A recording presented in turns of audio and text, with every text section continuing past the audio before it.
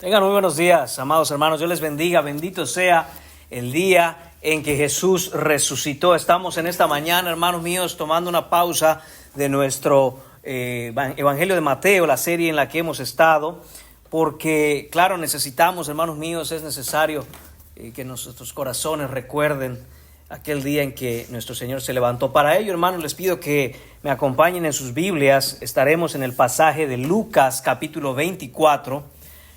Los versículos que se expondrán son del 13 hasta el 35, pero hermanos, vamos a leer desde el principio del capítulo para agarrar contexto.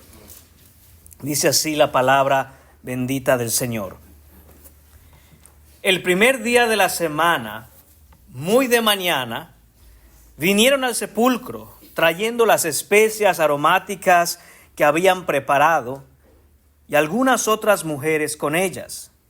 Y hallaron removida la piedra del sepulcro, y entrando no hallaron el cuerpo del Señor Jesús. Aconteció que estando ellas perplejas por esto, he aquí se pararon junto a ellas dos varones con vestiduras resplandecientes, y como tuvieron temor y bajaron el rostro a tierra, les dijeron: ¿por qué buscáis entre los muertos al que vive? No está aquí, sino que ha resucitado. Acordaos de lo que os habló cuando aún estaba en Galilea, diciendo: es necesario que el Hijo del Hombre sea entregado en manos de hombres pecadores y que sea crucificado y resucite al tercer día. Entonces ellas se acordaron de sus palabras y volvieron del sepulcro, dieron nuevas de todas estas cosas a los 11 y a todos los demás. Eran María Magdalena y Juana y María, madre de Jacobo, y las demás con ellas, quienes dijeron estas cosas a los apóstoles. Mas a ellos les parecía locura las palabras de ellas, y no las creían. Pero levantándose Pedro, corrió al sepulcro, y cuando miró dentro, vio los lienzos solos, y se fue a casa maravillándose de lo que había sucedido.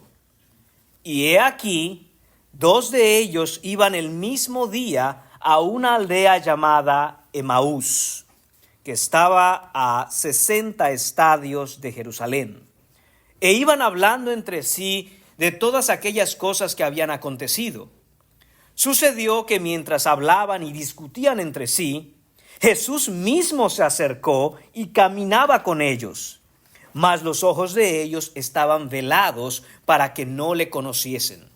Y les dijo: ¿qué pláticas son estas que tenéis entre vosotros mientras camináis? ¿Y por qué estáis tristes? Respondiendo uno de ellos, que se llamaba Cleofas, le dijo: ¿eres tú el único forastero en Jerusalén que no has sabido las cosas que en ella han acontecido en estos días? Entonces él les dijo: ¿qué cosas?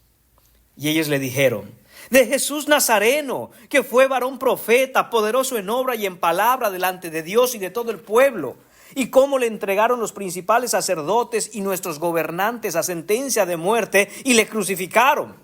Pero nosotros esperábamos que él era el que había de redimir a Israel. Y ahora, además de todo esto, hoy es ya el tercer día que esto ha acontecido. Aunque también nos han asombrado unas mujeres entre nosotros, las que antes del día fueron al sepulcro, y como no hallaron su cuerpo, vinieron diciendo que también habían visto visión de ángeles, quienes dijeron que él vive. Y fueron algunos de los nuestros al sepulcro, y hallaron así como las mujeres habían dicho, pero a él no le vieron. Entonces él les dijo: oh insensatos y tardos de corazón para creer todo lo que los profetas han dicho. ¿No era necesario que el Cristo padeciera estas cosas y que entrara en su gloria? Y comenzando desde Moisés y siguiendo por todos los profetas, les declaraba en todas las escrituras lo que de él decían. Llegaron a la aldea donde iban, y él hizo como que iba más lejos. Mas ellos le obligaron a quedarse, diciendo: quédate con nosotros, porque se hace tarde y el día ya ha declinado. Entró pues a quedarse con ellos. Y aconteció que estando sentado con ellos a la mesa, tomó el pan y lo bendijo, lo partió y les dio. Entonces les fueron abiertos los ojos y le reconocieron, mas él se desapareció de su vista.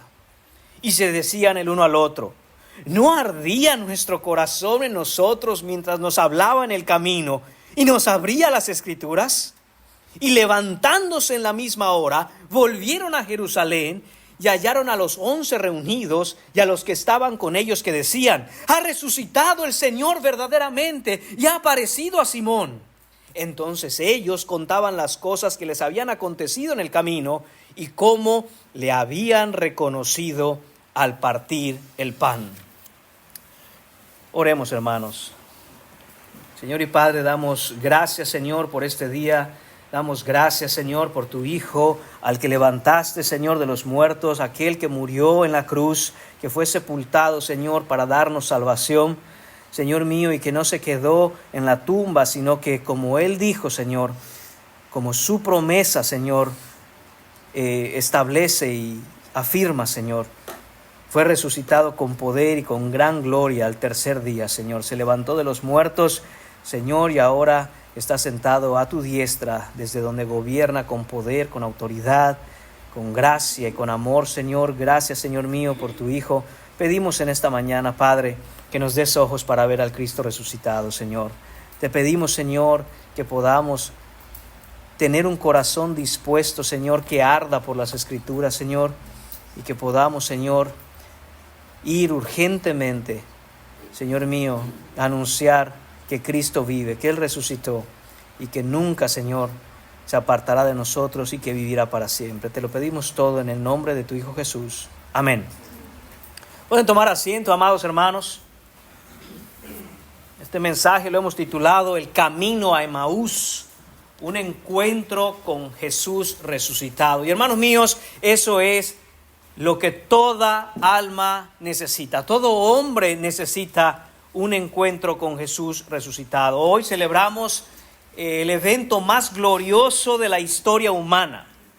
Este es en realidad, hermanos míos, el parteaguas de toda la historia de la creación. Jesucristo ha resucitado. Y en este pasaje, hermanos, eso es lo que vamos a ver. Aquí en el camino de Emaús vemos a dos discípulos con el corazón roto, con la esperanza perdida y con una mente confundida en medio de una gran tristeza.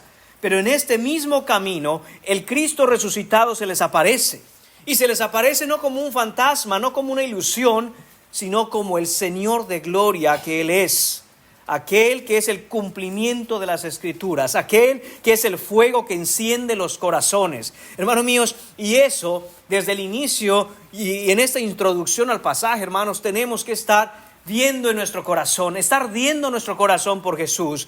Es nuestro corazón un corazón encendido por aquello que las Escrituras nos señalan, aquello a lo que las Escrituras apuntan con respecto a Jesús. Este texto, hermanos, no es solo una historia. Este texto es en realidad nuestra historia, porque así como aquellos discípulos caminaban con tristeza, así muchos hoy caminan con dudas, con preguntas, incluso si son cristianos, caminan con un evangelio limitado a portarse bien, a moralismos, de tal manera que viven con un evangelio en donde, si bien Jesús murió por sus pecados, no consideran el hecho de que Jesús no se quedó muerto, sino que se levantó con poder al tercer día y está vivo. Hoy, hermanos míos, la Escritura nos confronta con una verdad que es irrebatible, irrefutable e innegable. ¿Y qué es eso? Hermanos míos, que Cristo vive. El Señor Jesucristo está vivo. Él es el Rey que reina con poder. Él no se quedó en la tumba. Él resucitó. Y lo que vemos en la Escritura, hermanos míos, no son historias ni cuentos, no son leyendas. Hermanos míos, esta es la verdad que rige todo el universo. El Señor reina, el Señor vive. La resurrección no es un mito, no es una metáfora, no es una alegoría, ni es un símbolo. Es el hecho más real, más sólido y más transformador que este mundo ha conocido. Si no creemos que Cristo resucitó, si no vivimos por un Cristo que resucitó, hermanos míos, nada tiene sentido. Si no creemos en la resurrección física y corporal de Jesucristo, Pablo nos escribe en 1 Corintios capítulo 15, versículo 14, que vana es nuestra fe. No vale nada nuestra fe sin un Cristo resucitado, hermanos. Pero si Él resucitó, y claro que resucitó, entonces nuestra predicación es la única que dice la verdad en este mundo, es la única que tiene poder, nuestra fe tiene sustento y nuestra esperanza es verdaderamente invencible, porque Él es invencible. Estructuraremos, hermanos, este pasaje en tres diferentes puntos, en tres diferentes escenas que van desde la confusión hasta el verdadero conocimiento y del verdadero conocimiento hasta el corazón que arde por Cristo. Esos puntos serán los siguientes, hermanos. Primero tendremos la confusión de los discípulos en los versículos 13 a 24. Veremos ahí cómo los discípulos están sumidos en la tristeza, con un corazón atribulado y una mente confundida. Veremos en el punto número 2 la corrección por las Escrituras, en los versículos 25 a 27. Es ahí donde Jesús traerá la mente y el corazón de los discípulos a esa corrección que tenían que hacer basándose en lo que está escrito. Y por último, el punto número 3 será la combustión del corazón, en los versículos 28 a 35, cómo el corazón de los discípulos arde por el Cristo resucitado. Así que empecemos, hermanos míos, en la exposición de este texto. El punto número 1 en esta mañana: la confusión de los discípulos. Versículos 13 a 24. Inicia el versículo 13 y dice: y he aquí, 2 de ellos iban el mismo día a una aldea llamada Emaús, que estaba a 60 estadios de Jerusalén. Y el versículo 14 dice: e iban hablando entre sí de todas aquellas cosas que habían acontecido. Noten esto, hermanos, dice el texto, el mismo día. ¿Qué día es este? ¿Qué día es este que dice la Escritura el mismo día? Es el primer día de la semana. Es el domingo de resurrección.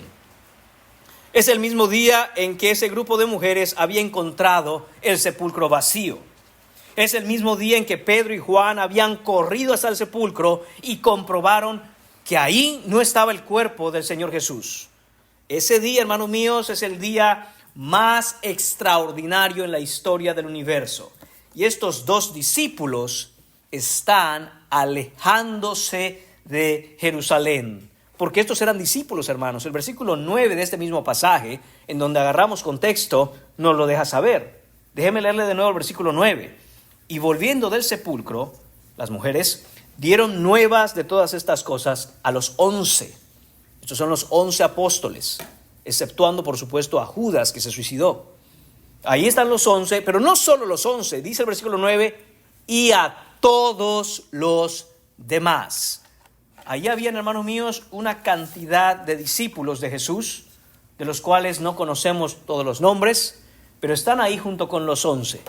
Están tristes, están afligidos, tienen miedo, han matado a Jesús, lo han crucificado y temen que todos aquellos que siguen al Señor Jesús también corran con el mismo destino, corran con la misma suerte. Notemos entonces, hermanos míos, que estos 2 discípulos, de ese montón de discípulos que se habían quedado en Jerusalén, se alejaban de Jerusalén. En el momento en el que el evangelio todavía estaba en proceso de revelarse, en el momento en que todavía, hermanos míos, estaba siendo consumada la obra máxima de redención que el mundo haya visto, estos discípulos se estaban alejando de ahí. Estos discípulos daban la espalda a Jerusalén y caminaban, de hecho, en dirección opuesta, en dirección contraria al lugar en donde se había suscitado la resurrección. Ellos iban a Emaús, iban derrotados, se dirigían sin esperanza al olvido, iban de vuelta a lo que conocían, iban de vuelta a lo que estaban acostumbrados, a lo seguro, a lo rutinario. Y hermanos míos, ¿cuántas veces nosotros hacemos exactamente lo mismo que estos 2 discípulos camino a Emaús? Cuando la fe, hermanos míos, se hace difícil, cuando Dios actúa de manera que nosotros no esperamos o no entendemos, cuando la providencia nos duele, cuando los eventos, incluidos los eventos dentro del corazón, parecen estar fracasando. Qué fácil, hermanos míos, se nos hace tomar el camino a Emaús. Hay muchos que no están aquí en esta mañana, que el domingo de resurrección del año pasado estuvieron y muy probablemente no están aquí porque están camino a Emaús, tristes, afligidos, derrotados, decepcionados, viendo que la fe no es lo que esperaban, creyendo en falsas esperanzas, pensando que las cosas debían haber sido de algún modo, pero no lo eran. Por lo tanto, se alejan de la resurrección, se alejan del Cristo vivo y resucitado. Hermanos míos, alejarnos de la compañía de los creyentes, alejarnos, hermanos míos, de la fe, alejarnos del Señor Jesucristo, refugiarnos en lo familiar, dar la espalda a, como nos dice el texto, Jerusalén, que en la narrativa de Lucas siempre representa el centro de la redención, caminar hacia la oscuridad de nuestra propia comprensión, hermanos, es lo que debemos evitar. No debemos ser como estos discípulos que en medio de su dolor, en medio de su frustración, en medio de su confusión, deciden emprender su camino lejos de la fe. Hermanos míos, no hay pasatiempo que al diablo le agrade más que perder las almas de los hombres cuando éstas se encuentran en medio del dolor y la tribulación, la confusión y la aflicción. Siempre, hermanos míos, que nosotros en las luchas que tenemos en nuestra fe pensamos que es mejor rendirse, que es mejor alejarse, que es mejor emprender nuestro camino a Emaús, estamos siendo engañados, hermanos, por el enemigo. Estamos siendo engañados por nuestra propia carne. Estamos alejándonos de lo único que nos va a dar salvación. Y esto es lo que están haciendo este par de discípulos. Hermanos míos, sin embargo, esto es lo que ocurre cuando se es verdadero cristiano, cuando se es verdadero discípulo. Versículos 15 y 16 dicen lo siguiente. Jesús no deja, hermanos míos, que ese par de discípulos se aparte así, solo así, lejos de la fe. Dice el versículo 15, sucedió que mientras hablaban y discutían entre sí, Jesús mismo se acercó y caminaba con ellos, mas los ojos de ellos estaban velados para que no le conociesen. Aquí hay algo, hermanos, que no podemos pasar por alto. Note la expresión. Jesús mismo se acercó a ellos. Este es el Jesús resucitado que tenemos, hermanos. Un Jesús personal, un Jesús directo, un Jesús que está constantemente al cuidado de los suyos. De manera personal, Jesús se acerca a este par de discípulos que están alejándose de Jerusalén, que están confundidos, tristes, abrumados, que no tienen esperanza. Y ahí va nuestro Señor Jesucristo al encuentro de este par de discípulos. Note la expresión, Jesús mismo se acercó. ¿No fueron enviados suyos? ¿No fueron ángeles enviados por Jesús a traer a este par de discípulos a la fe de nuevo? ¿No fueron mensajeros celestiales? El propio Cristo resucitado, vivo y en persona, se acercó a estos dos discípulos derrotados. Note cómo la iniciativa siempre es del Señor Jesucristo. Siempre es el Señor Jesucristo el que va en busca de la oveja perdida. Siempre es el Señor Jesucristo quien va a buscar las almas que se quieren apartar de Él. Siempre es el Señor Jesucristo quien mantiene, sostiene y trae a los suyos de vuelta al camino correcto. Ellos no lo buscaban, hermanos. Ellos se apartaron del camino. Ellos iban en dirección opuesta a Jerusalén. Ellos no lo esperaban. Ellos estaban en realidad huyendo sin esperanza. Pero Él los alcanzó, como Él nos alcanzó a todos los que hemos venido a la verdadera fe. Esto, amados hermanos, es la gracia de Cristo en acción. Esto es lo que se conoce como la gracia irresistible de Dios. Cristo buscando a los suyos, no porque ellos se lo merezcan, no porque ellos sean muy buenos, no porque ellos hayan tomado la decisión correcta, sino porque Él es el buen pastor que va tras la oveja perdida hasta que la encuentra y hasta que la trae. ¿Acaso, hermanos míos, no fue esto mismo lo que el Señor Jesús enseñó en este evangelio, en Lucas capítulo 15? El padre que corre al encuentro del hijo pródigo. El pastor que deja las 99 ovejas para rescatar a la perdida. La mujer que barre toda la casa hasta encontrar la moneda extraviada. Siempre es la iniciativa del Señor Jesucristo. Siempre es la gracia de Dios que busca al pecador perdido. Pero hay algo más, hermanos. El versículo 16 nos dice que los ojos de ellos estaban velados para que no le conociesen. Esta frase, hermanos, en su estructura gramatical griega en el original, está en voz pasiva. ¿Y qué es eso, hermano? Son tecnicismos, es verdad. Pero, hermanos, voz pasiva significa que los ojos de ellos habían sido cubiertos. Algo había sucedido que cubrió, que veló los ojos de este par de discípulos. El sujeto implícito es alguien con el poder necesario había cubierto los ojos de estos discípulos para que no reconociesen a Jesús cuando lo vieran. La implicación aquí, hermanos, es que Dios, en su providencia soberana, retuvo el reconocimiento de estos discípulos ante la presencia de Jesús. ¿Por qué, hermanos?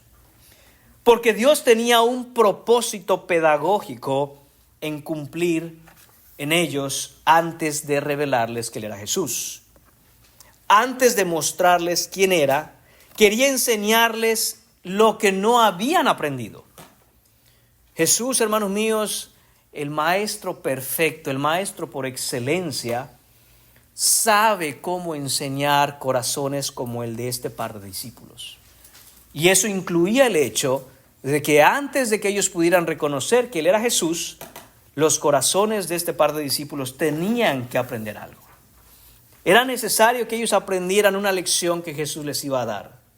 Y esto debe traer consuelo, y un consuelo muy profundo en la vida del creyente, sobre todo cuando atravesamos noches oscuras, noches difíciles, días, hermanos, en donde nuestra alma se sumerge en el abismo de la incertidumbre. A veces Dios parece estar lejos, pero no es que Dios se haya ido, sino que está tan cerca que sus propósitos van por delante de nuestra comprensión. Está trabajando en nosotros de una manera, si somos verdaderos creyentes, está trabajando de una manera que escapa a nuestra comprensión. A veces el velo sobre nuestros ojos es en realidad la mano providencial de Dios preparando una lección mayor a la que nuestros corazones no han prestado atención de otro modo. Noten cómo en el versículo 17 Jesús hace una pregunta. Y les dijo, ¿qué pláticas son estas que tenéis entre vosotros mientras camináis? ¿Y por qué estáis tristes? Hermanos, no es que Jesús no supiera. No es que Jesús no supiera de qué estaban hablando. No es que Jesús no supiera por qué estos discípulos estaban tristes. Pero en la mente magistral, en la sabiduría infinita y eterna de nuestro Dios Todopoderoso, empieza a ministrar los corazones de estos discípulos y Él pregunta, no porque Él no sepa, sino permitiendo que el alma, la mente y el corazón de esos discípulos externase aquello que les está atribulando, aquello que ellos no entendían ni conocían. El Cristo resucitado hace la pregunta más pastoral que un maestro, que un pastor, que un ministro puede hacer. Note cómo finaliza la pregunta, que es el punto que quiere hacer Jesús. ¿Por qué estáis tristes? ¿Por qué estáis tristes?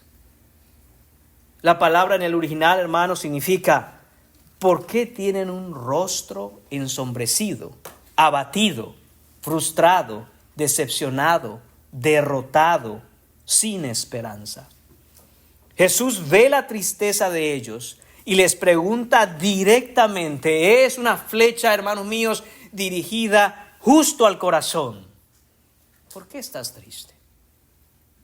Y esa es la pregunta que el Jesús resucitado, al que celebramos hoy, le hace a cada corazón que está aquí. ¿Por qué estás triste? ¿Por qué estás atribulado? ¿Por qué estás abatido? ¿Por qué estás preocupado? ¿Por qué no tienes esperanza? ¿Por qué?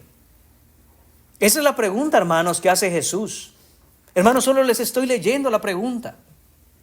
¿Por qué estáis tristes? La implicación aquí, hermanos míos, es que no hay razón alguna para estar así. No existe razón para estar atribulado, triste, afligido, decepcionado. No existe razón. ¿Por qué? Porque Él está vivo. Porque Él se levantó de los muertos. Porque todo aquel que en Él cree no se pierde, tiene vida eterna. Y Él, como prometió, se levantó de los muertos con poder. Y está al lado de ti caminando.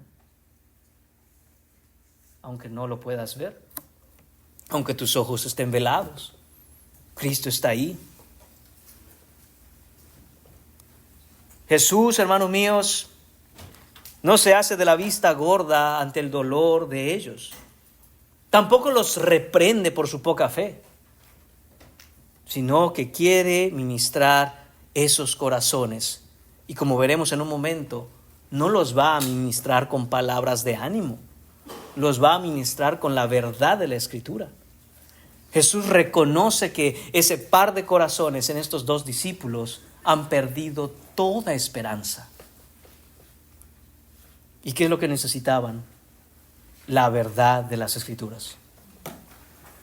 Cleofas, hermanos, el único mencionado por nombre en este texto, algunos eruditos, menciono solamente, han especulado que el otro de los discípulos pudo haber sido el mismo Lucas que escribió este evangelio, pero no lo sabemos, hermanos. Solo Cleofas es mencionado aquí.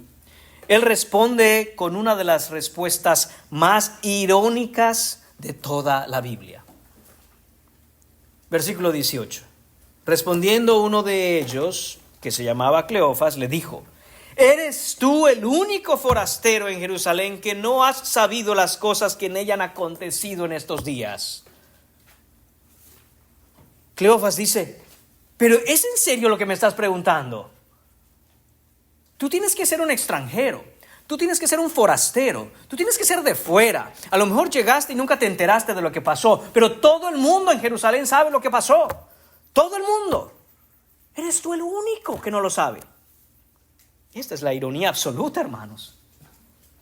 Jesús, el hombre que lo sabe absolutamente todo, el único que verdaderamente sabe todo lo que aconteció, el que vivió todo de aquello de que se habla, es interrogado como si fuera el único ignorante de los hechos. No sabes qué pasó. Y dice Jesús que no sé qué pasó. Yo soy el único que sabe lo que realmente pasó. Y miren al Señor Jesucristo. Versículo 19 dice: entonces Él les dijo: ¿qué cosas? Es hermoso nuestro Jesucristo. No les restrega en la cara: no me vayas a preguntar a mí que si no sé. Aquí yo soy el Señor y sé. No. Es como decir: a ver, mi hijito, ¿qué cosas son? ¿Y qué es lo que pasó? Cuéntamelo.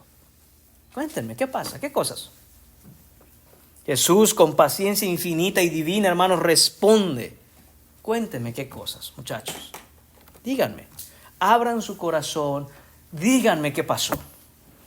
No porque no lo sepa, como ya dijimos, sino para darles espacio a ellos, para articular, para dar sentido, para organizar su mente y corazón y salir de su confusión, para sacar a la superficie el diagnóstico espiritual que está lastimándolos, que está entristeciéndolos. Este es el método, hermanos, del maestro sabio. Hacer preguntas, no para informarse, sino para que el alumno se escuche a sí mismo, para que el alumno pueda expresar y sacar aquello que le aqueja. Lo que sigue en los versículos 19 a 24, hermanos, es un catálogo perfecto de una fe mal construida. Escuche lo que dicen estos hombres. Versículos 19 y 20. De Jesús Nazareno, que fue varón profeta, poderoso en obra y en palabra delante de Dios y de todo el pueblo, y cómo le entregaron los principales sacerdotes y nuestros gobernantes a sentencia de muerte y le crucificaron. Note lo que estos hombres dicen y note también lo que estos hombres no dicen. Dicen que fue varón profeta. Hermanos, claro que el Señor Jesucristo fue profeta y más que un profeta. Fue el Hijo de Dios encarnado que habló por el Padre, el profeta de todos los profetas.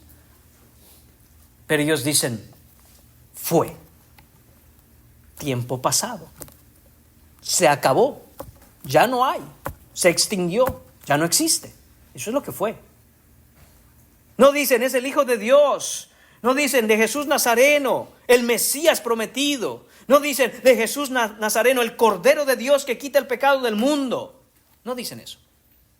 Dicen un hombre, varón profeta, que era poderoso en obra y en palabra delante de Dios. Todo eso está muy bien, pero es inexacto, está incompleto.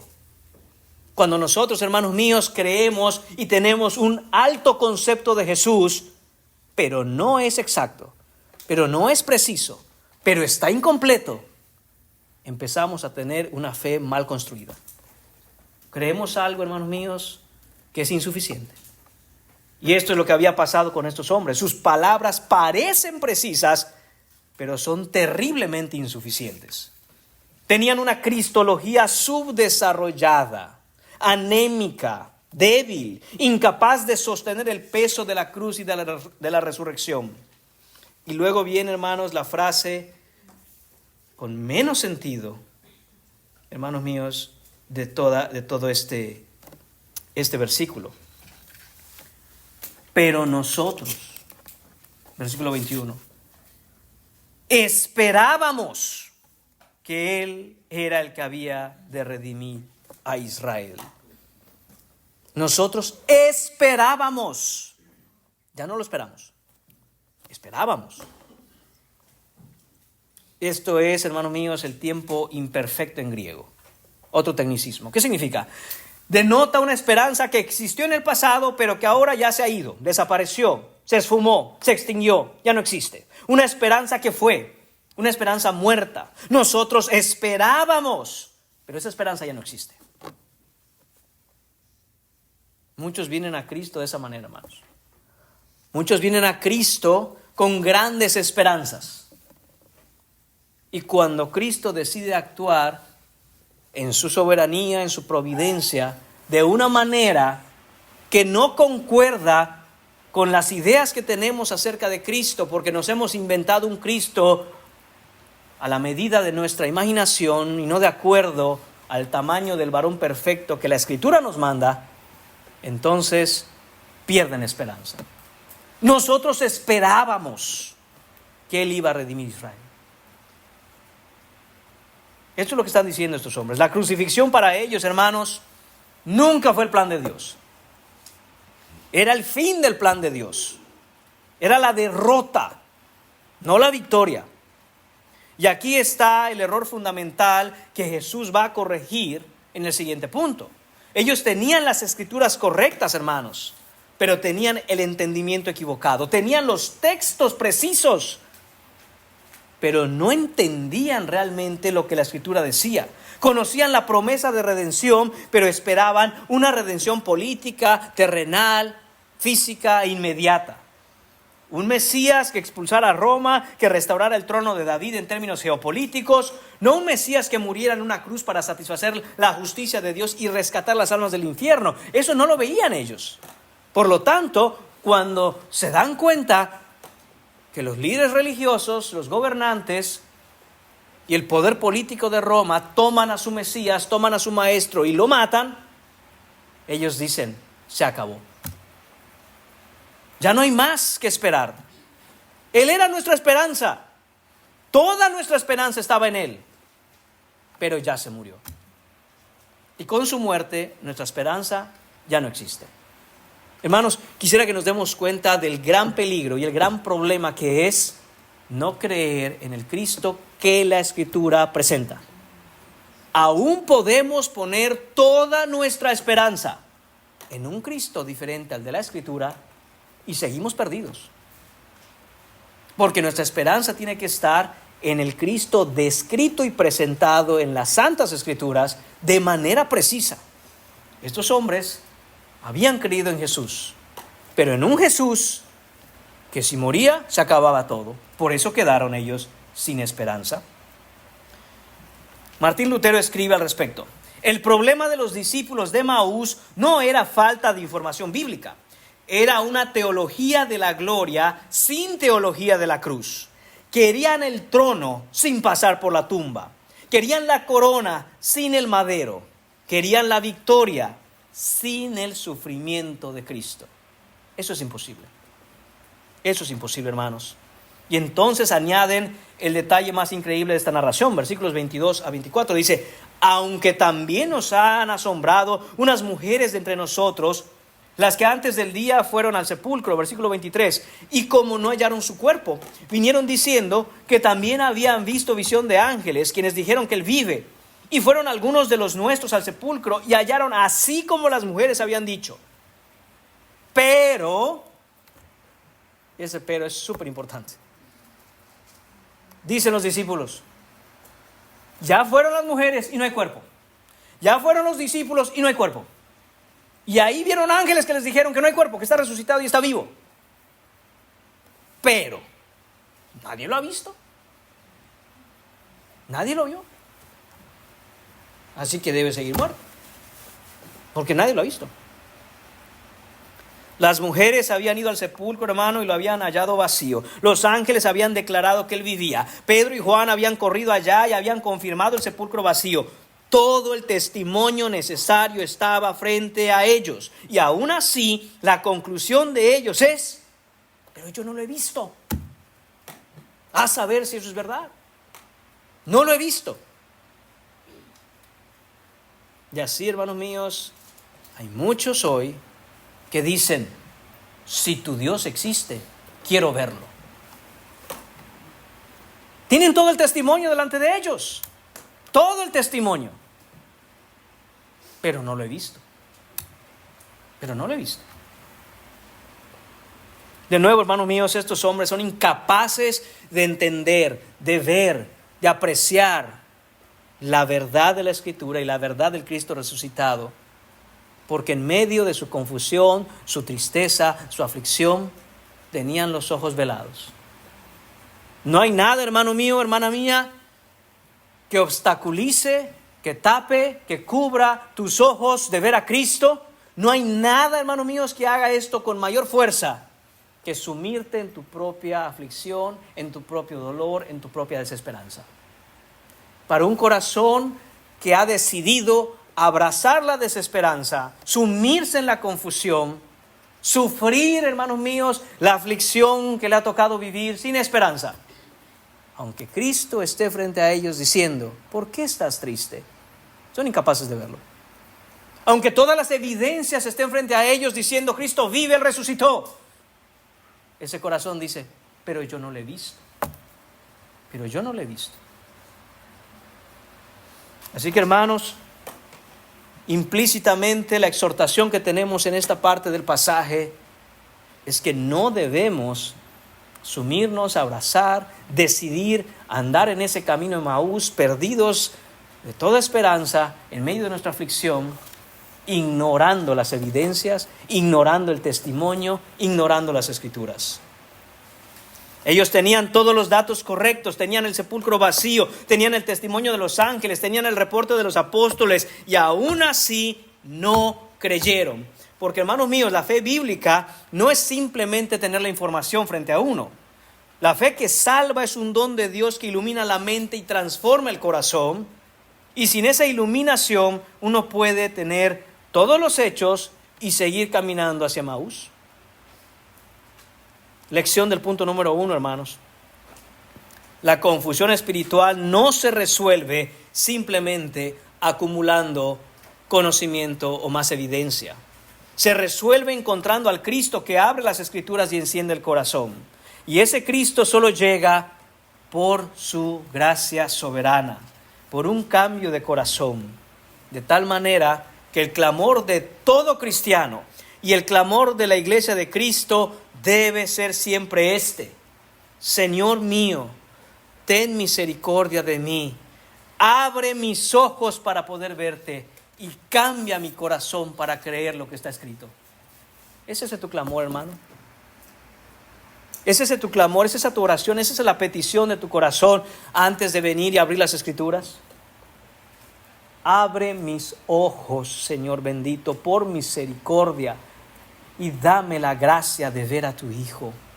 Cambia mi corazón para creer todo lo que en este bendito libro has dejado escrito. ¿Cómo nos aproximamos a la palabra, hermanos? Punto número 2, la corrección por las Escrituras. En el versículo 25, hermanos, dice el texto: entonces él, Jesús, les dijo: oh insensatos y tardos de corazón para creer todo lo que los profetas han dicho. La primera palabra de Jesús, hermanos, es una amorosa reprensión. Les dice: oh insensatos. Literalmente la palabra insensatos en el original significa faltos de mente. No tienen cabeza, no tienen discernimiento, no tienen comprensión espiritual. Es una palabra fuerte, de hecho, hermanos. Pero Jesús no está siendo duro, ni está siendo grosero. Les está dando el duro diagnóstico de su condición. Jesús no los está insultando, les está señalando con precisión la condición en la que se encuentran. Y luego añade: tardos de corazón para creer. Esto, hermanos míos, es oro puro. Él menciona primero que son insensatos y después les dice por qué de esa insensatez. Son insensatos porque su corazón es tardo para creer. Muchas personas creen que primero tengo que entender y una vez que yo haya entendido, voy a venir a creer. Eso es imposible. Porque primero, hermanos, el entendimiento tiene que ser iluminado y solo puede ser iluminado por la fe en un corazón regenerado. Primero tengo que creer para poder entender. El hombre natural pide lo contrario. El hombre natural dice: primero quiero entender y después decido si creo. Eso nunca va a pasar. Es imposible que eso pase en las cosas espirituales. Jesús les dice: son insensatos. ¿Saben por qué? Porque son tardos para creer. Si no fueran tardos para creer, no habría esta insensatez de la que hablan en ustedes. Esto no es un defecto intelectual. Esto es un defecto del corazón. La dureza espiritual, hermanos, no es un problema primariamente en la capacidad de una persona para razonar. Perdón. Es un problema en la voluntad corrupta de nuestros corazones. El corazón es el que no quiere creer, por lo tanto es incapaz de entender las cosas.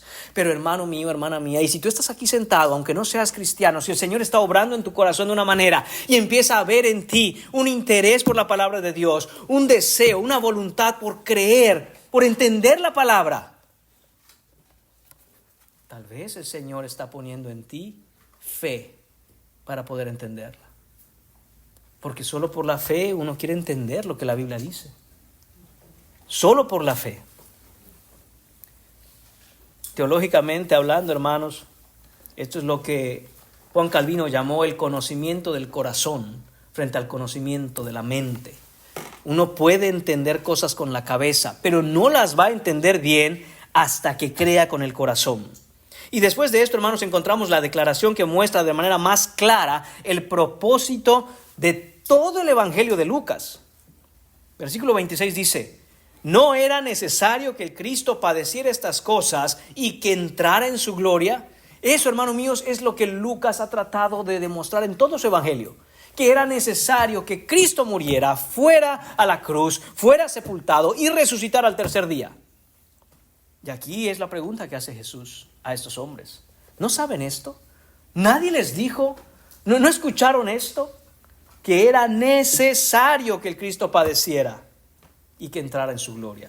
Esta pequeña palabra, hermanos, era necesario, es la palabra más importante para Lucas en su Evangelio. Él quiere que entendamos y que sus lectores entiendan que es una necesidad divina decretada por Dios que el plan eterno e inmutable de la redención sea a través de la muerte y resurrección de Jesús. Era necesario que el Cristo padeciera, no había otra manera. Era necesario en el sentido más profundo posible. Era necesario porque Dios, antes de la fundación del mundo, había decretado que la salvación de los pecadores requería una expiación perfecta, requería la satisfacción plena de la justicia divina, requería un sustituto sin mancha que cargara el peso de la ira que nosotros merecemos. Era necesario todo esto y solo Cristo podía cumplirlo. Sin los padecimientos de Cristo, nadie puede salvarse. La cruz, hermanos míos, no fue el plan B de Dios. La cruz no fue el intento fallido del plan A. La cruz fue desde antes de que el tiempo comenzara el plan de Dios para la salvación de los hombres. El único plan, el plan A, el plan glorioso mediante el cual el Dios Trino se glorificaría supremamente en la salvación de los pecadores. ¿Desde cuándo se sabían estas cosas, hermanos míos, en la mente de Dios Padre? ¿Desde cuándo? Apocalipsis capítulo 13, versículo 18 nos lo deja claro. Dice que adoraron al Cordero, adoraron todos los moradores de la tierra cuyos nombres estaban escritos en el libro de la vida.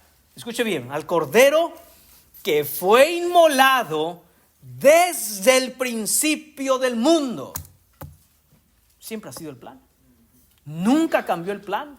Nunca hubo un plan A y luego un plan B. Nunca hubo, en el Antiguo Testamento los hombres se salvaban así y en el Nuevo Testamento ahora ha cambiado la cosa. No, hermanos. Apocalipsis, repito, nos lo deja claro.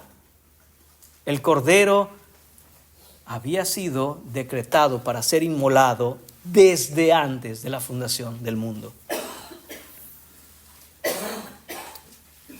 Dice además el versículo 26, no solo que Él padeciera, pero que entrara en su gloria. La muerte, hermanos, no era el destino final, el sufrimiento era el camino a la gloria. El plan cristológico fundamental cumplido por Dios Padre es este: humillación, luego exaltación, cruz, luego corona, muerte, luego resurrección. Es la manera, hermanos míos, en que Dios ha establecido que su Hijo ejecutara el plan de redención, y es, escúchelo bien, la manera que el Señor Jesús ha dicho como modelo en su vida que nosotros debemos vivir por Él. En este mundo tendréis aflicción, pero confiad, yo he vencido el mundo. Después de las aflicciones presentes de este siglo, hermanos, a las que nosotros debemos enfrentar, en fe, despreocúpese de lo que hay después, porque después nos espera la gloria. Pero si usted quiere vivir su mejor vida hoy, le tengo malas noticias.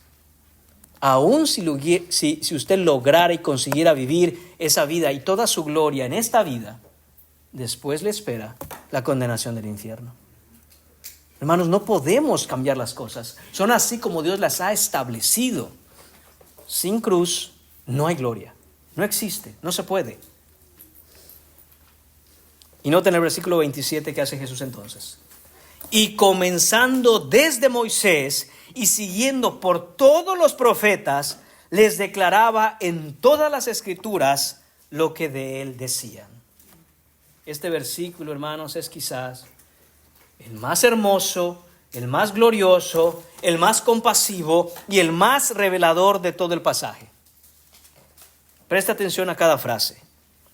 Jesús hizo lo siguiente: comenzando desde Moisés, es decir, de los libros que escribió Moisés, desde Génesis, todo el Pentateuco, todos los profetas. Esto abarca la totalidad del Antiguo Testamento, de hecho. No selectivamente, no algunos pasajes aquí y allá, no ciertos versículos que encontramos escondidos por aquí en algún lado. No, dice el Señor, en todas las escrituras. Toda la escritura del Antiguo Testamento era para el Señor Jesús un testimonio de sí mismo. Todo el Antiguo Testamento habla del Señor Jesucristo. Cada pasaje, cada capítulo, cada escena, cada libro, todo nos apunta al Señor Jesucristo. Juan capítulo 5, versículo 39 nos dice que Jesús le decía a los fariseos: escudriñad las escrituras, porque a vosotros os parece que en ellas tenéis la vida eterna, y ellas son las que dan testimonio de mí. Juan capítulo 5, versículo 46, un poco más adelante, dice: porque si creyeseis a Moisés, me creeríais a mí, porque de mí escribió él. Hermanos, esta es la manera en que nosotros tenemos que leer el Antiguo Testamento. Esta es la manera en que nosotros tenemos que leer toda la Biblia. Cada libro, cada pasaje es una flecha que apunta a Jesús. Es una flecha, es un letrero, es una señal que dice: Él es el Mesías, Él es el Señor, Él es el Cordero inmolado, Él es el único en que podemos encontrar salvación. Él y solamente Él, cada pasaje de la Escritura. Piense por un momento, hermanos, lo que significa eso para nosotros hoy.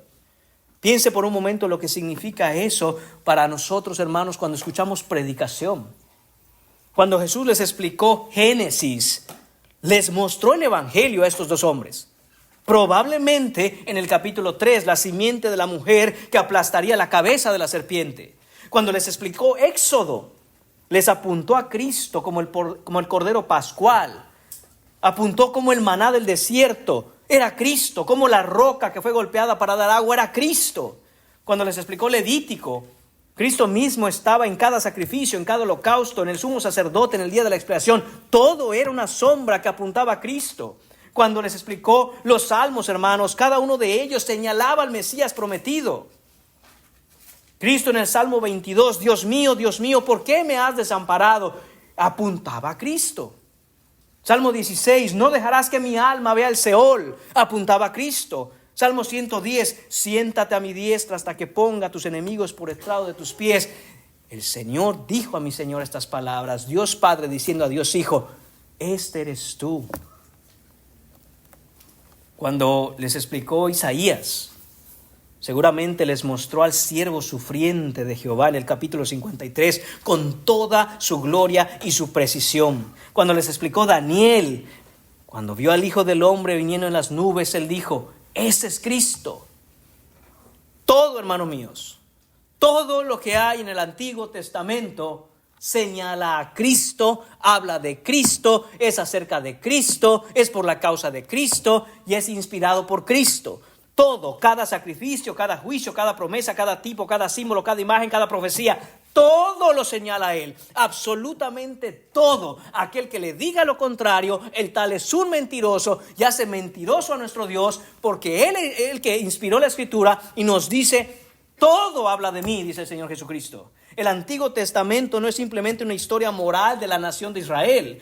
Es la gran sinfonía profética cuyo tema central, cuya melodía fundamental, cuyo personaje principal es el Señor Jesucristo. Cristo no es simplemente un personaje que aparece en algunos libros, que aparece en los evangelios. Cristo es el centro unificador de toda la revelación divina desde Génesis hasta Apocalipsis. La Biblia, hermanos míos, es la palabra de Dios. La Biblia es el libro de Dios. La Biblia, de principio a fin, es el libro de los libros, el libro del Señor Jesucristo. Eso es la Biblia que tenemos en nuestras manos, hermanos. Él es el extraordinario y sin defecto. Él es el sin mancha, el único, el incomparable, el espléndido, el perfecto, el magnífico, el excepcional, el inmejorable, el insuperable, el hermoso, lleno de gracia. Todo es acerca de Jesucristo.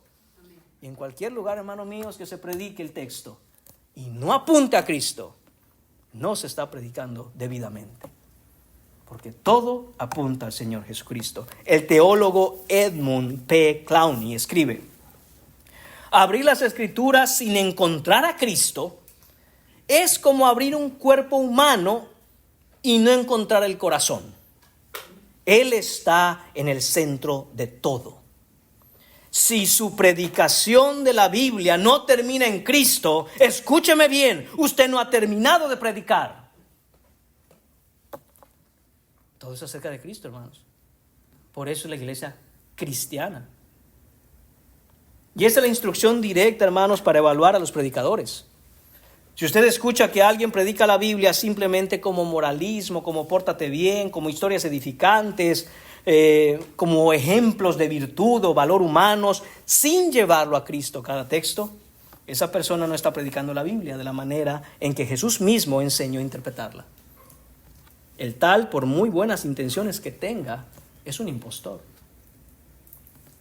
da mayor autoridad en hermenéutica, en significado, en interpretación, hermanos, nos ha dicho explícitamente el Señor Jesucristo: todo es acerca de mí. Hermanos, yo he escuchado personas que dicen: es que usted no puede andar metiendo a Cristo donde no está. Y yo digo: amén. Pero si Cristo dijo que está en todos lados, en toda la Escritura, pues es posible encontrarlo en toda la Escritura. Es posible encontrarlo en toda la Escritura.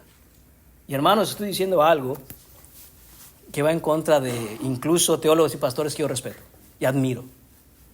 Pero hermanos, yo veo este texto y aquí me dice Jesús que toda la Escritura es acerca de Él. Yo tengo que tomar una decisión: el gran famoso teólogo tal, o Jesús que dice lo contrario. Jesús. Todo es acerca de Él, hermanos. Imagine la experiencia de estos dos discípulos.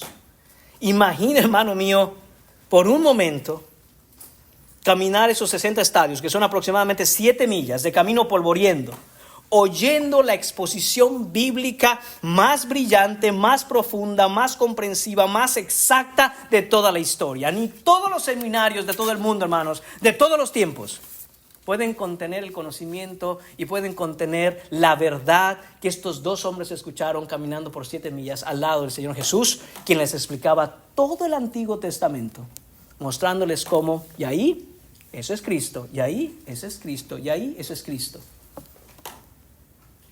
Y digo que decía él, ese es Cristo, porque él todavía no se había revelado. Si no les hubiera dicho, ese soy yo, pero no se había revelado.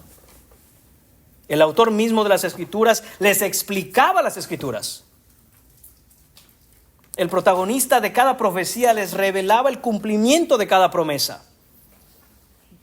No hay biblioteca teológica, hermanos, que pueda superar esa cátedra en el camino de Emaús.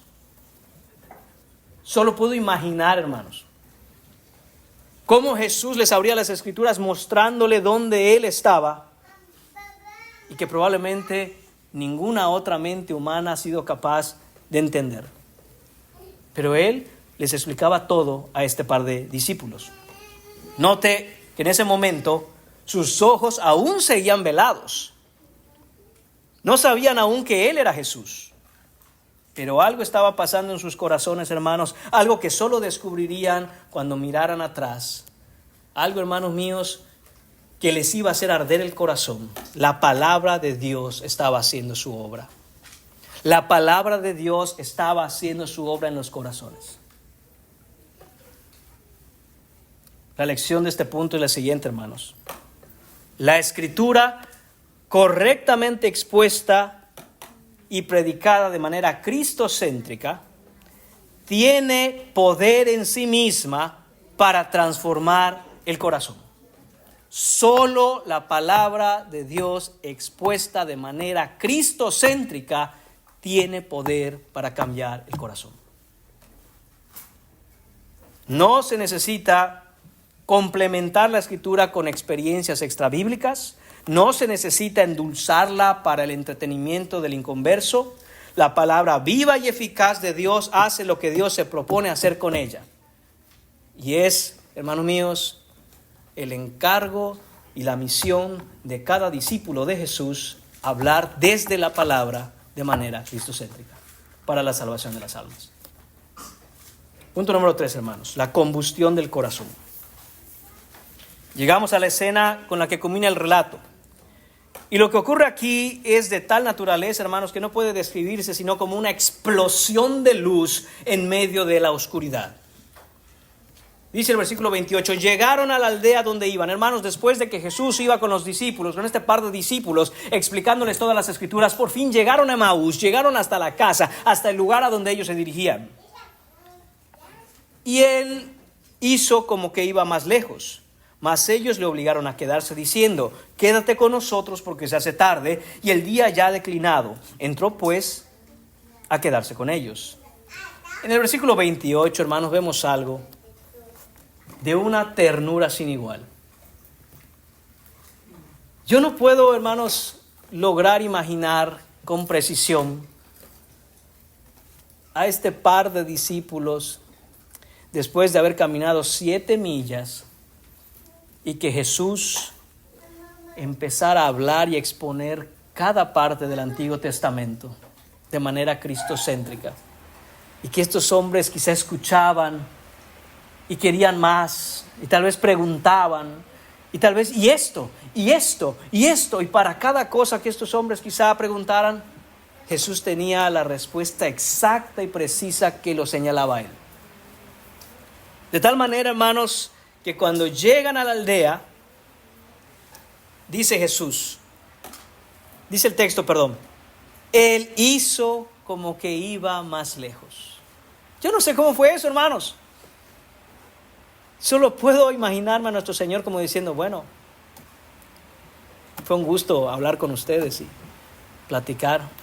Ojalá que cobren ánimo. Él hace como que se va más lejos. No sé cómo, hermano, me lo estoy imaginando. Pero qué tierno nuestro Señor Jesús.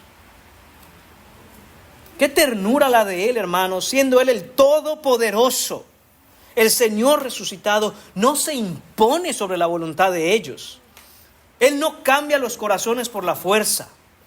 Hace como que si fuera a continuar por su camino y espera a que ellos respondan a todo lo que han escuchado en esas 7 millas de camino. ¿Por qué? Hermanos, porque la obra de Cristo transforma la voluntad con gracia, no por la fuerza, sino con gracia. Él atrae, Él convence, Él ilumina. Todo forma parte de su soberano plan. Al mismo tiempo, Él espera la respuesta de aquellos que ha elegido para salvación ante la gracia que Él mismo está concediendo, ante la fe que Él mismo está otorgando.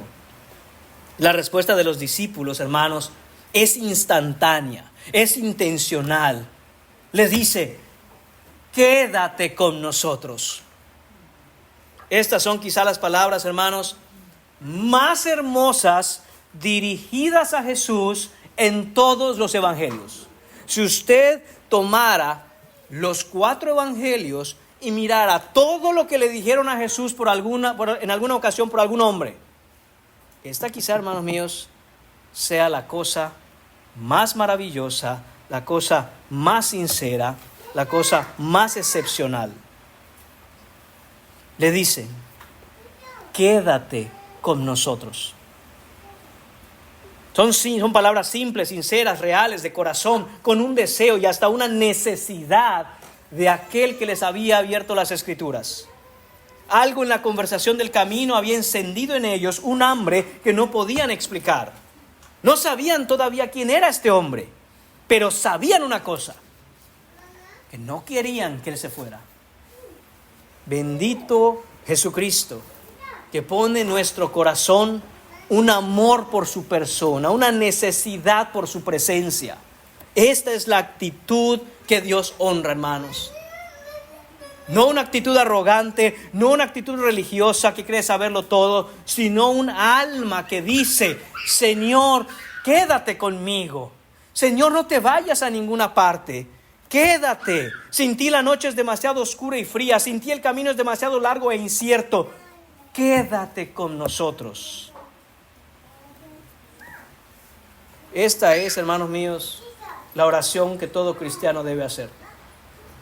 Esta es la petición que todo verdadero cristiano debe decirle al Señor Jesús. Señor, quédate conmigo, porque la noche ya cae y se hace tarde. Señor, quédate conmigo, porque la luz parece escasear y en medio de las tinieblas de una noche oscura te necesito a ti. No quiero que vayas a ninguna parte. No quiero que te apartes de mí. No quiero verte ir. No quiero mirar tu figura desaparecer por el horizonte. Quiero que te quedes conmigo. Esto es lo que están pidiendo estos hombres. Note el versículo 30 y 31. Y aconteció que estando con ellos a la mesa, tomó el pan y lo bendijo, partió y les dio. Entonces les fueron abiertos los ojos y le reconocieron, mas él desapareció de su vista. Jesús escucha la petición de sus discípulos, hermanos, y se queda con ellos.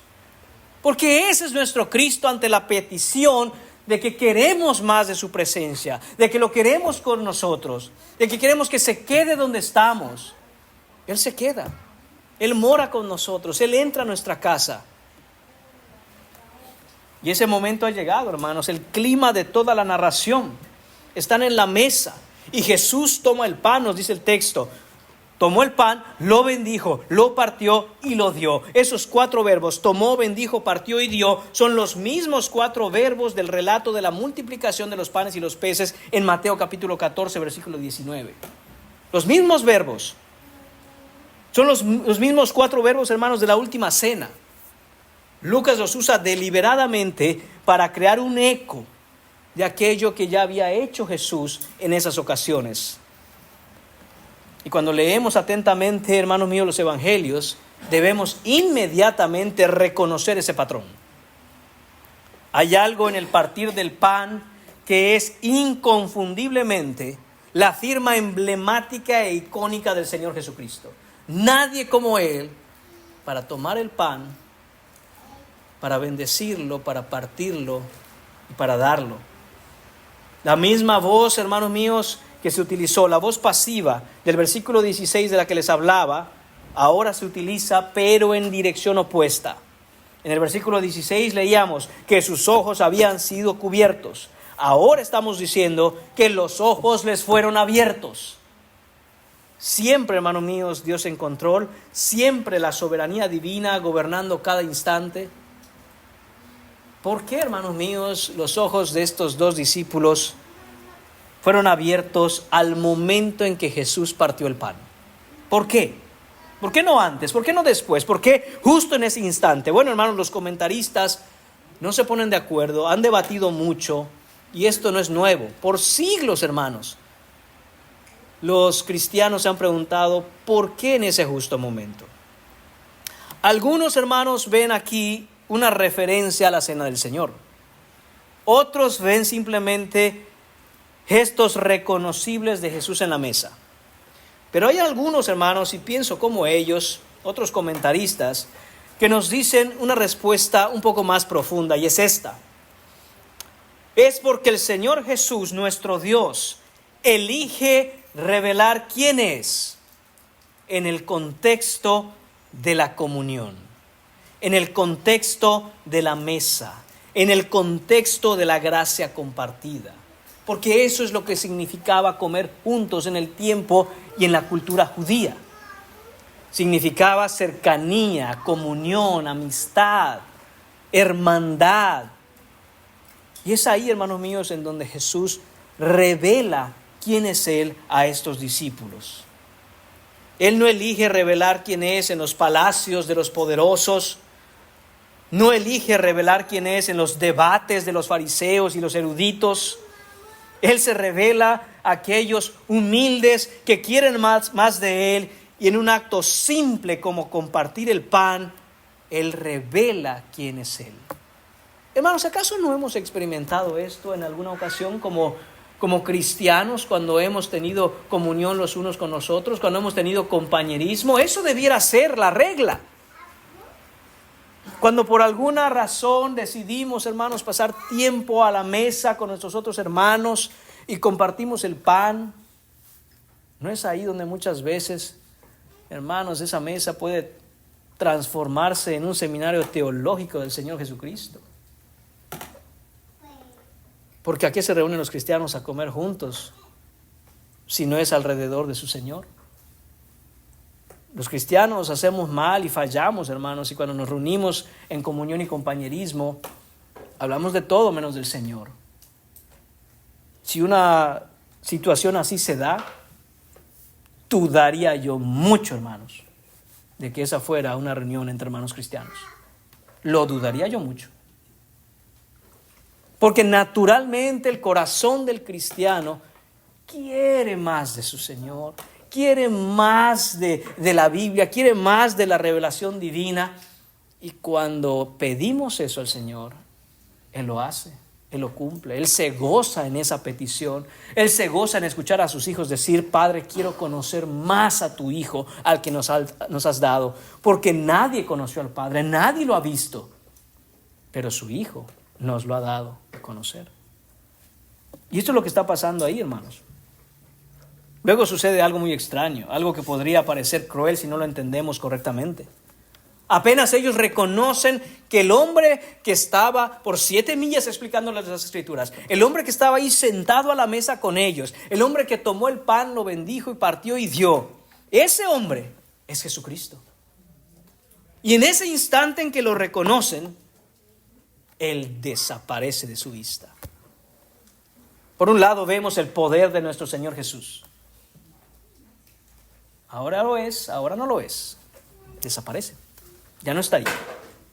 La presencia física desapareció de ahí, hermanos, en el momento del reconocimiento. La pregunta es ¿por qué? ¿Por qué no se quedó ahí y dijo, qué bueno que ya me reconocieron? En serio, no me habían reconocido por 7 millas que venía hablando. No, hermanos, en el instante que lo reconocen, Él desaparece. Hermanos, es porque Jesús muy probablemente estaba enseñándoles algo fundamental y básico. Que de ahora en adelante ellos tenían que desarrollar un corazón que amara la presencia de Cristo, pero no solo de manera física, sino de manera espiritual. Que la relación con Él ahora tendría que ser, así como fue durante 7 millas, a través de la Escritura, para reconocerle, llamarle, honrarle, servirle, saber que Él está vivo, que ciertamente Él está vivo, por la fe. Y es por eso, hermanos, que lo que sucede en esa mesa, en ese momento, al desaparecer Jesucristo, concluye la enseñanza, la lección pedagógica de Jesús. Primero, no revelando quién es Él, sino enseñándole por las Escrituras lo que tenían que creer. Y una vez que lo hayan reconocido, el siguiente paso en la enseñanza, el siguiente paso en la lección es, y sin verme, habrán de creer que estoy vivo. La presencia física desapareció, hermanos, pero la presencia espiritual siempre está con ellos y siempre está con nosotros. No lo verán más con sus ojos carnales, pero lo conocerán por la palabra y por la fe. Esta es la vida del reino. Jesús está explicando cómo se vivirá en el reino a partir de ahora. Segunda de Corintios capítulo 5 versículo 7 dice, porque por fe andamos, no por vista. El hecho de que Jesús desaparezca, hermanos míos, no es el fin de la historia. De hecho, es el comienzo de la fe madura de estos discípulos. La fe que no depende de ver para creer, sino que cree la palabra, aunque no haya una experiencia visual que la acompañe. Hermanos, si somos honestos, nos gustaría mucho tener otro tipo de pruebas.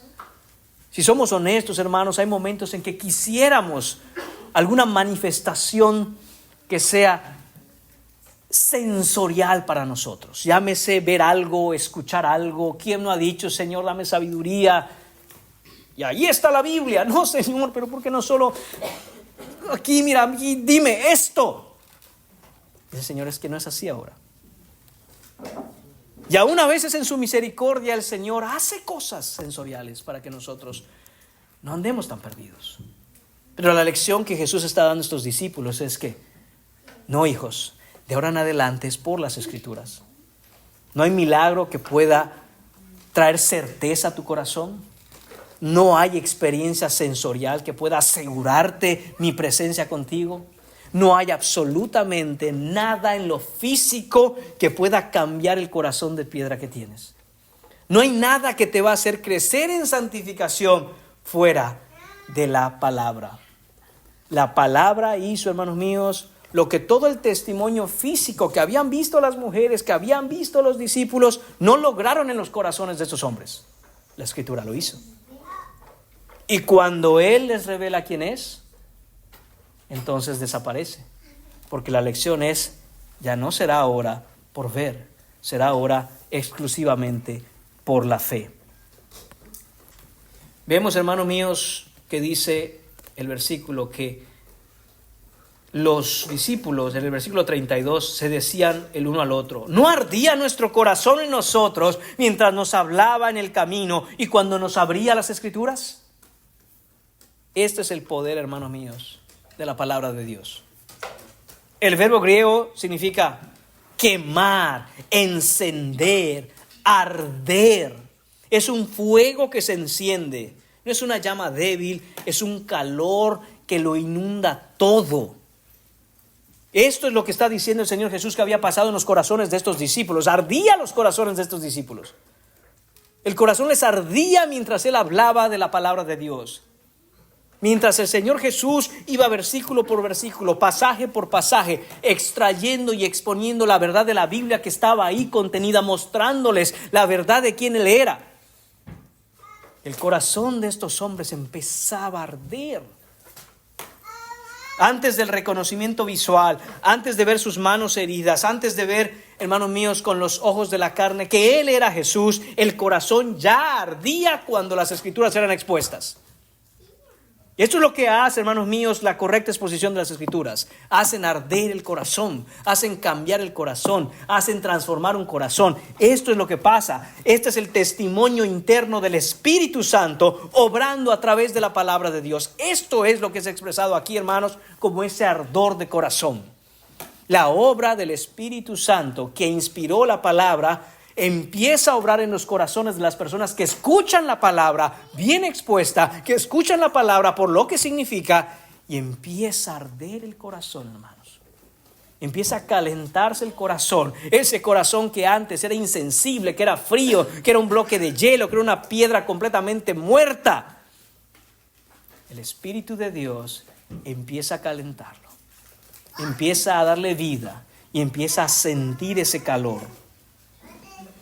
No necesitamos, hermanos, una autoridad externa que valide la Escritura.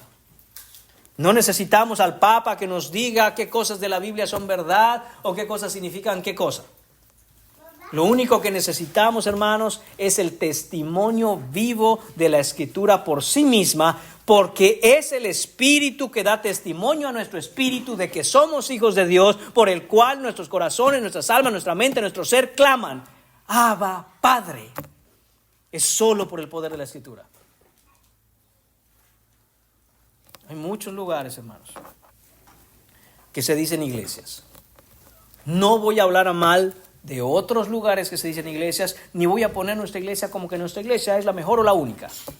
Lo único que estoy diciendo es que cuando la Escritura se explica, se expone, se predica como es debido, y ya lo hemos hablado en este texto, cristocéntricamente, por el poder del Espíritu, la obra de esa exposición en los corazones de quienes escuchan es que sus corazones se encienden.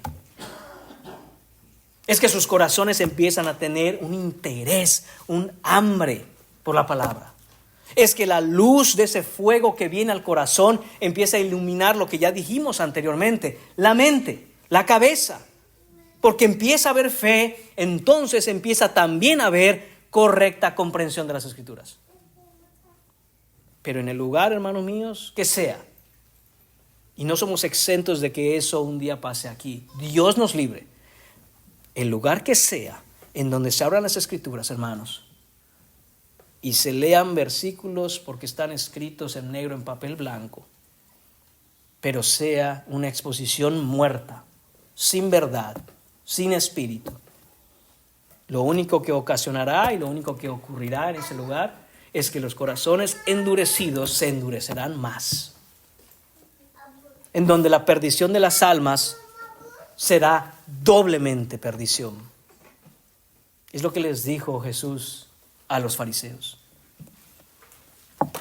Ustedes con su predicación no dejan entrar a los que están entrando, pierden las almas de los hombres y los hacen doblemente hijos del diablo.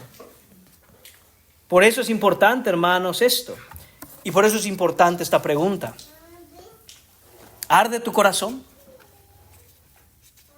¿Arde tu corazón cuando la Escritura es predicada y te es mostrado a Cristo resucitado? ¿Hay algo que calienta tu corazón? ¿Hay algo que es diferente cuando escuchas la palabra que se predica como es debido, mostrándote a Jesucristo? No mostrándote a esta iglesia, no mostrándote al predicador, no mostrándote a un hermano, no mostrando a un teólogo, no, mostrando a Cristo. Arde tu corazón. Hay un interés, hay un despertar.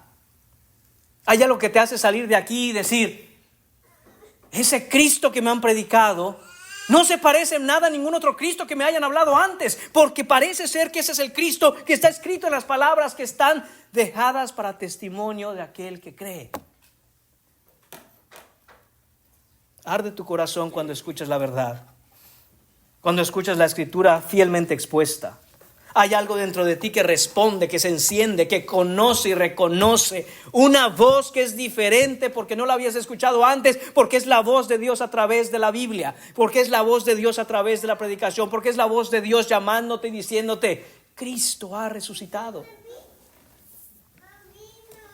Cuando escuchas la Escritura fielmente, debe haber un ardor en tu corazón. Si es así, ese ardor es evidencia de la obra del Espíritu Santo en ti.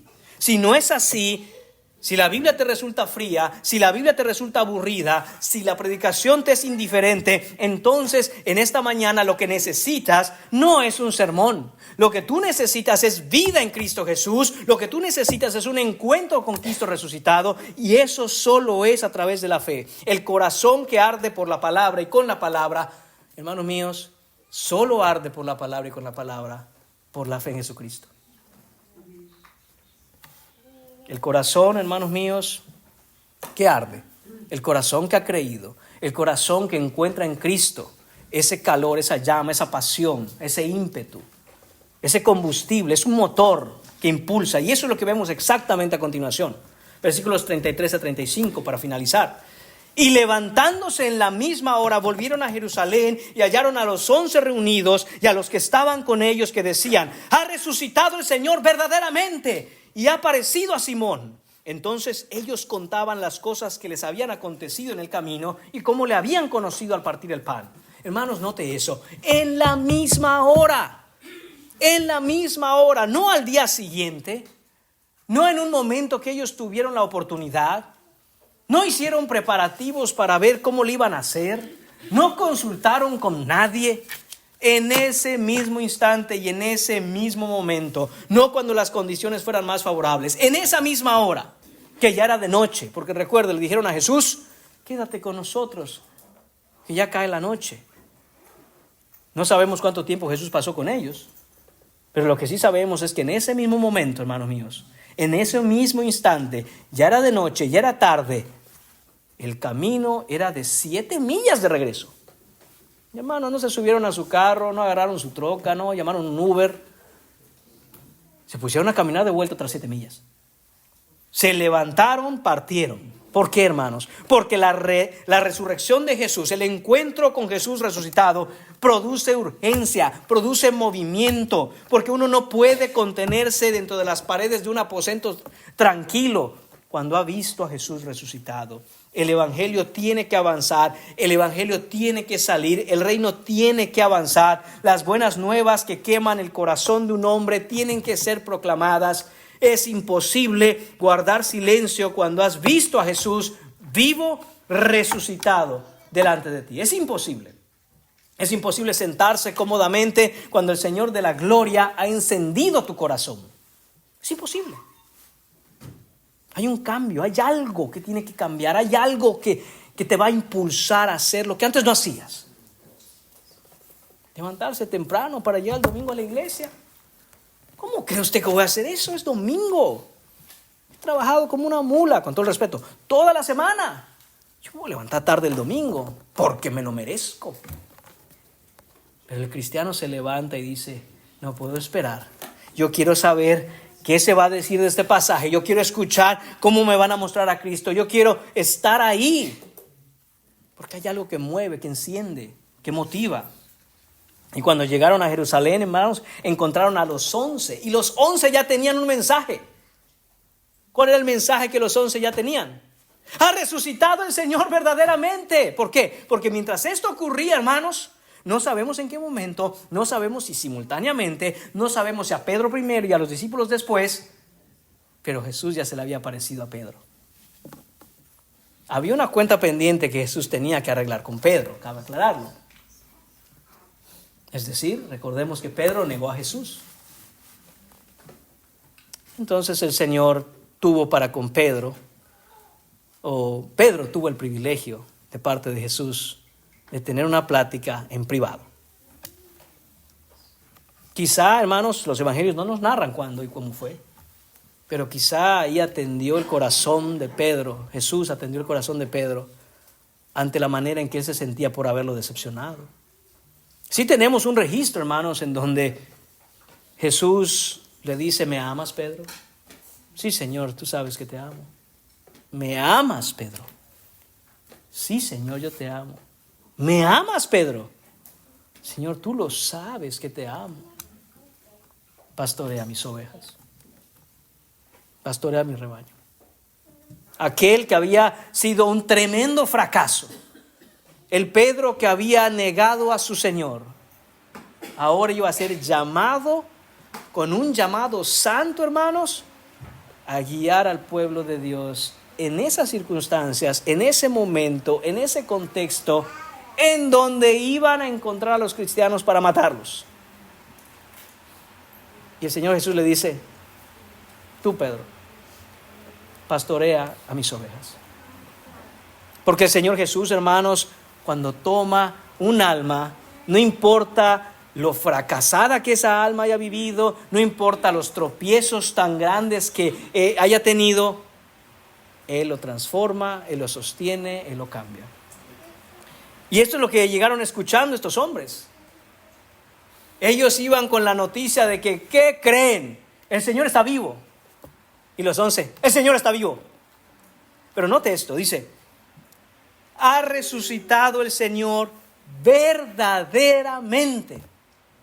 Verdaderamente, realmente, en realidad, ciertamente, no posiblemente, no quizá, no a lo mejor. No, los discípulos, hermanos míos, estaban convencidos de que el Señor había resucitado verdaderamente. Este verdaderamente, hermanos, es el fundamento sobre el que se levanta toda la edificación de la fe cristiana.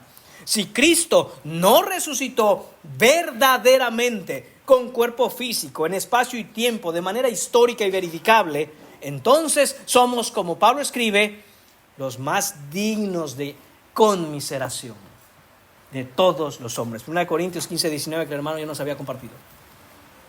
¿Qué significa eso?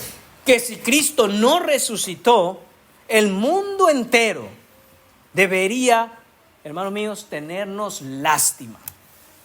Porque creemos en un hombre que está muerto, porque creemos un evangelio que no tiene poder, porque creemos en una iglesia que no tiene pastor, porque creemos, hermanos míos, en una teología inexistente.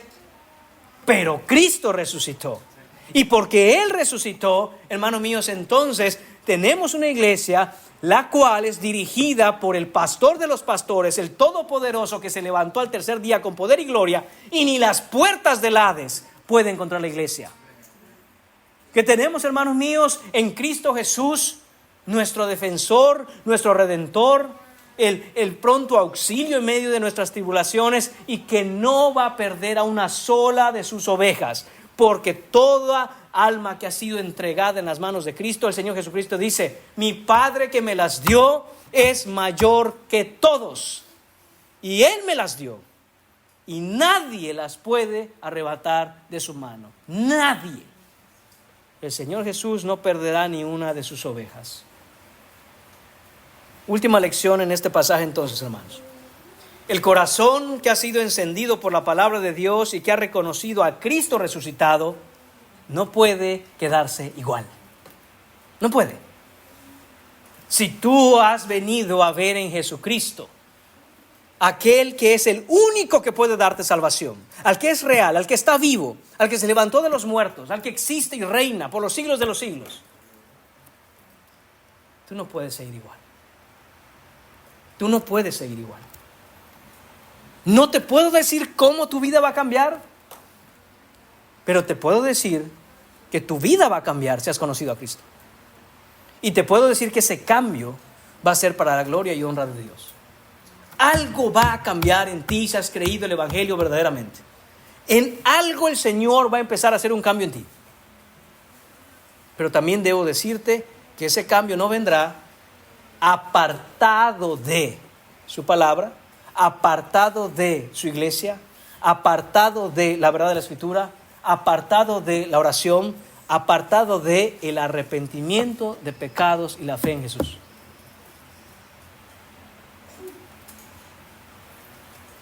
Hemos caminado, hermanos, esta mañana por 7 millas por Emaús, hasta Emaús. Hemos visto la confusión de 2 discípulos afligidos e entristecidos.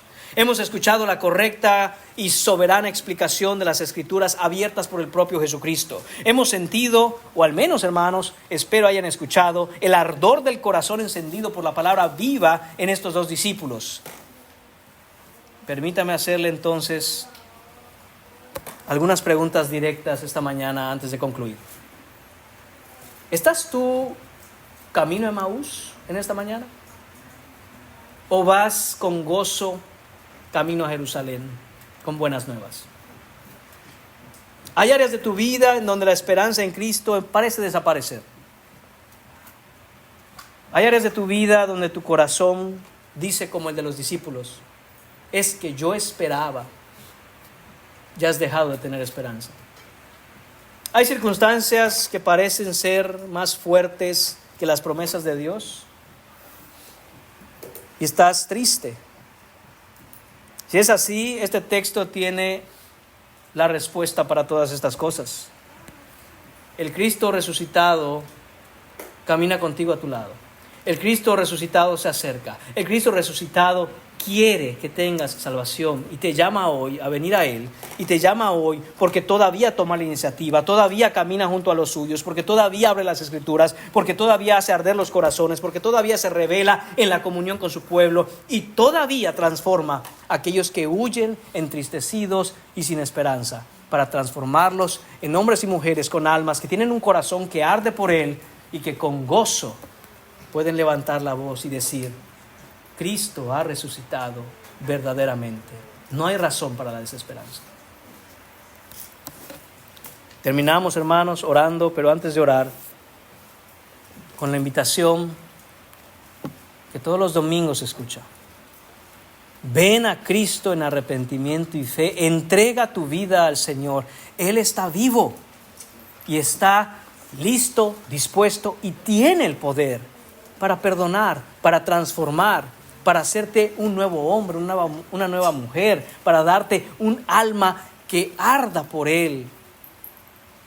Ven a Cristo, porque todo aquel que Él viene no será avergonzado, porque todo aquel que en Él cree no se pierde, mas tiene vida eterna. Oremos.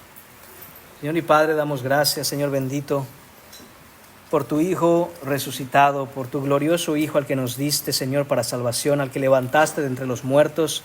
Señor bendito, gracias porque en Él tenemos perdón de pecados, Señor, porque en Él tenemos salvación. Y gracias, Señor, porque nuestro Cristo sigue yendo al encuentro de los suyos, que muchas veces, Padre Santo, queremos vagar sin esperanzas lejos de ti. Señor, te pedimos que para la gloria de tu Hijo Jesús, tú cambies los corazones de esta iglesia, de todos los que están aquí, todos los que escuchan, y pongas, Señor, un corazón que arda por la gloria de tu Hijo. Te lo pedimos en su nombre. Amén.